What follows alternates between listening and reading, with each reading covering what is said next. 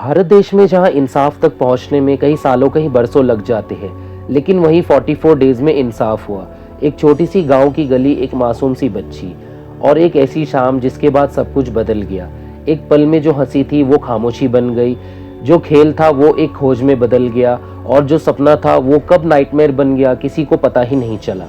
छोटी सी माँ की लड़की जाती है खेलने लेकिन वापस कभी नहीं आती। घर में रोती माँ, गलियों में चलते लोग, लेकिन किसी को अंदाजा तक नहीं होता कि अगले कुछ घंटों में उन सब की जिंदगी का रुख बदलने वाला है। एक गायब बच्ची, एक छुपी हुई साजिश और एक ऐसा सच जो इतना डरावना है कि ये कहानी आपके दिल को हिला देगी। ये कहानी है फिरोजाबाद की, लेकिन ये एक जगह तक सीमित नहीं है।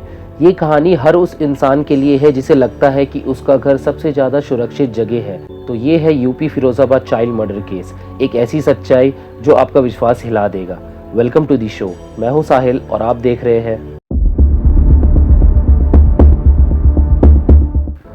दिन था 17 जून 2025। जगह थी फिरोजाबाद के नारकी गांव के आसपास। वहां एक 8 साल की मासूम बच्ची हथरस से अपने दादी के घर छुट्टियों के लिए आई थी। उस शाम जैसे ही वो गली के किसी कोने में कुछ खरीदने के लिए गई, वो अचानक से गायब हो गई। फैमिली ने उसे घूमते हुए कभी आसपास देखने की उम्मीद की, लेकिन शाम गुजर चुकी थी। रात तक कोई रास्ता, कोई निशान नहीं था। घर वाले तो डर गए। कजिन और अंकल ने गली गली ढूंढा। गलियों में लोगों का चहल पहल नहीं था, कोई उम्मीद नहीं थी। फिर अगले दिन पुलिस स्टेशन में मिसिंग कंप्लेंट दर्ज हुई। इन्वेस्टिगेशन शुरू हुआ। माँ रो रही थी, गांव वाले हैरान थे, लेकिन सबके चेहरे पे एक डर नजर आ रहा था। खूनी तो पकड़ा जाएगा, लेकिन तब तक बच्ची का कोई भी नामो निशान नहीं था। पुलिस जल्दी ही एक सस्पेक्ट पर पहुंच गई। 19 साल का कौशल कुशवाहा, जो तब एक चोरी के मामले में बेल पर बाहर आया था। उसी कॉलोनी में रहता था अपने माँ बाप भाई के साथ। कौशल के ऊपर शक तब पैदा हुआ जब गांव के लोगों ने बताया कि वो एक बच्ची को रोज बुलाता था चॉकलेट देने के बहाने। पुलिस ने कौशल को पकड़ने का ऑपरेशन शुरू किया। 2 दिन रात इंटेलिजेंस ऑफिसर गैदर किए गए। उसके एरिया का सारा एग्जिट पॉइंट सील कर दिया गया। फिर 18 जून 2025 के सुबह सब सो रहे थे। पुलिस को एक रिपोर्ट या फिर एक हिंट मिलती है। कौशल अपनी गोल्ड चेन लेकर और विक्टिम का सबूत लेकर भाग रहा था। एनकाउंटर हुआ। पुलिस ने ऑपरेशन कन्विक्शन लॉन्च किया। कौशल ने पुलिस पर फायरिंग की। उसमें पुलिस भी गोली से घायल हुई, लेकिन उस फाइट में कौशल के पैर में गोलियां लग गई। पुलिस ने उसे गिरफ्तार किया। उसके पास से मिला एक कंट्री मेडेड पिस्टल, 2 कार्ट्रिज और एक बच्चे की गोल्ड चेन, जिसका फोरेंसिक मैच क्लियर हुआ। स्क्रीनशॉट में प्रिंट हुआ खौफनाक का एक पल और पुलिस का विक्ट्री का सबूत।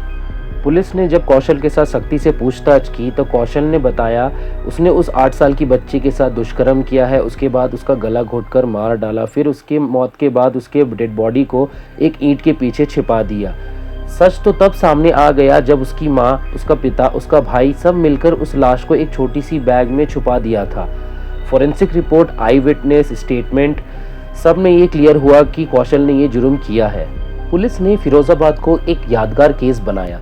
अंडर एसएसपी सौरभ दीक्षित और एएसपी रविशंकर, टीम ने 4 दिनों में विजुअली सबूत collection, witness recordings, house red सब कुछ कंप्लीट किए। सिर्फ 7 दिनों में 135 पेज की चार्जशीट फाइल हुई। सिर्फ 10 दिनों में डीएनए रिपोर्ट कंप्लीट हुई, जिसमें कौशल के दुष्कर्म करने के ट्रेसेस पाए गए। पुलिस ने इस केस में जल्द ही एक तरकीब अपनाई। उन्होंने सबूत डिसमेंटल करके केस के सारे पीसेस को एक साथ जोड़ने की कोशिश की। इस गलती ने पुलिस को एक नया पहलू दिखाया। Fast forensic, fast legal process, no delay, no procrastination. ये रही पुलिस की एक समझदारी, जिस केस का फंडा बन गया एक मदद मिलने की स्ट्रॉन्ग प्रोसिक्यूशन केस के लिए। Justice in 44 days. 2 जुलाई 2025 को पॉस्को कोर्ट इन फिरोजाबाद ने केस की डिटेल्स लिया। उसके बाद जल्द से जल्द ट्रायल कंप्लीट हुआ। सिर्फ 25 वर्किंग डेज चलकर फिर 31 जुलाई 2025 को जज ने एक फैसला सुनाया। कौशल कुशवाहा को सजा, जिंदगी भर की उम्र कैद आखिरी सांस तक, प्लस 1.4 लाख का फाइन। पूरे केस को ध्यान में रखते हुए एक्सट्रीम पेनल्टी दी गई। उसके पिता, माँ और भाई को 7 साल जेल, 20,000 फाइन कंसीलमेंट चार्ज के लिए। दोस्तों, समय कभी रुकता नहीं, मगर इस केस ने सबूतों के स्पीड के साथ इंसाफ डिलीवर किया। इन टोटल क्राइम के 44 दिन के बाद फाइनल रिजल्ट आ गया, a record from POCSO cases. इस केस का सोशल और सिस्टमेटिक इम्पैक्ट शानदार रहा।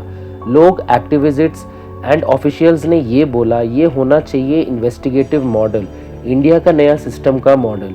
DIG Shailesh Pandey and ADG Anupam Kulkshetra ने इसे पब्लिकली हाईलाइट किया। ये अनमैच की इनफोर्स कोऑर्डिनेशन, फॉरेंसिक एविडेंस यूज और जुडिशियल फेस में मीडिया ने इसे बेंचमार्क केस बताया। एंड एज अ क्रिएटर मुझे लगता है कि इसमें कुछ मैसेज है।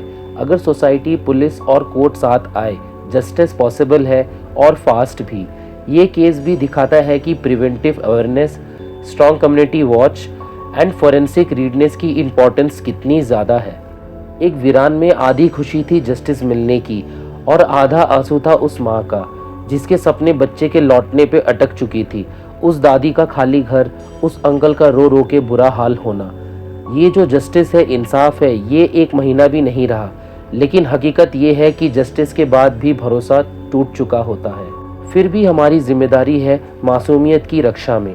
अगर आपको ये स्टोरी पसंद आई, अगर आपको लगता है अवेयरनेस फैलानी ज़रूरी है, तो मेरे चैनल को सब्सक्राइब करना ना भूलें, बेल आइकन ज़रूर दबाएं। कमेंट में बताएं क्या विजुअल स्ट्रैटेजी होनी चाहिए। मैं हूं साहिल, मिलता हूं अगली नई केस के साथ जहां एक नया चेहरा होगा और एक नया कातिल। तब तक के लिए स्टे सेफ, टेक केयर।